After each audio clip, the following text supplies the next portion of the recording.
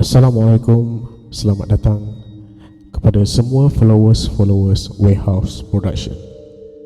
Ini merupakan episod pertama podcast seram Cering. Cerita ini dihantarkan oleh seorang followers kami mengenai kisah yang berlaku tak lama dulu, di mana ketika itu beliau berada di tingkatan 5. Cerita yang bertajuk Penunggu. Aku dibesarkan dengan mindset hantu tak wujud. Hantu tak boleh bunuh orang. Yang aku tahu, tak ada hantu dalam dunia ini. Yang ada makhluk hidup yang tak dapat kita lihat, dan mereka tidak boleh apa-apakan manusia. Tapi apa yang bakal berlaku pada malam itu telah merubah semua yang aku pegang selama ini. Dipendekkan cerita, keluarga aku ada rumah di sebuah desa yang terpencil. Suatu hari aku membawa sepupu aku ke sana. Sedang kami lepak-lepak sambil makan, tiba-tiba sepupu aku ini tanya, "Kat sini tak ada benda-benda pelik ke?" Aku cuma jawab, "Kami jarang lepak sini, tapi sesekali datang sini ada jugalah borak-borak dengan orang sini." Kata dia orang, banyak kejadian pelik yang pernah terjadi di sini. "Ya ke? Cerita buruk?" tanya sepupuku lagi. "Adalah, diorang cerita dinding bilik kena cakar dan macam-macam lagi lah," kataku. Kisah yang aku tahu termasuk sekumpulan remaja yang balik dari kedai sebenarnya di bawah sana. Masa tu mereka habis perkhidmatan, jadi semuanya perlu naik tangga pendaki. Sampai di tahap 3, mereka nampak ada kelibat baju wanita berbaju putih, rambut panjang, dan semuanya terus lari. Dan untuk pengalaman aku pula, aku pernah terhidu bau yang wangi sangat, bau bunga melur. Mula-mula aku tercari juga mana datangnya bau wangi itu, tapi tak jumpa.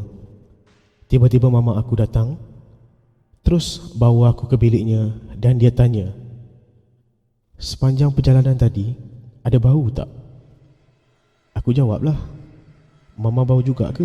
Ingatkan saya je yang dapat bau."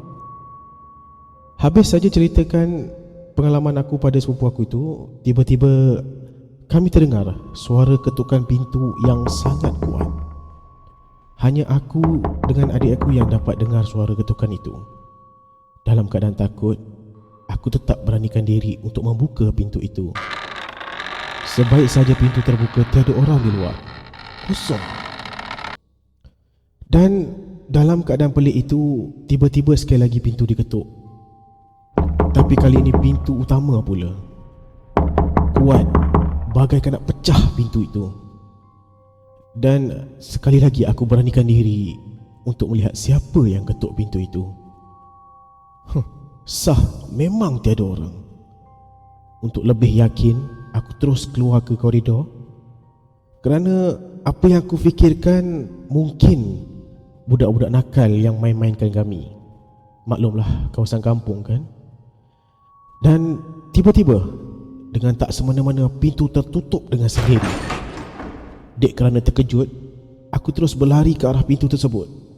Namun pintu itu terkunci dari dalam. Adik dan sepupu aku yang berada di dalam rumah sudah meraung, menjerit ketakutan. Beberapa minit kemudian, dalam keadaan kelam kabut macam tu, tiba-tiba pintu dapat dibuka sekali lagi, diiringi dengan lampu di bahagian dapur yang terpadam. Dan sepanjang malam kami berada di dalam ketakutan, sehinggakan esoknya kami bergegas untuk pulang berangkat ke bandar. Dan daripada cerita lanjut yang aku dapat tahu daripada kawasan penduduk-penduduk di kawasan di situ, tempat yang kami duduk itu sememangnya tempat yang berpenunggu. Jadi pengajarannya di sini, jangan sesekali kita bercerita atau sebut benda yang tak perlu kita sebut di tempat baru, kerana mungkin ada mata yang memerhati, dan bukan kita saja yang tinggal di alam semesta ini. Terima kasih Dan jangan lupa hantarkan cerita anda kepada kami untuk kami rakamkan pengalaman anda ke dalam podcast seram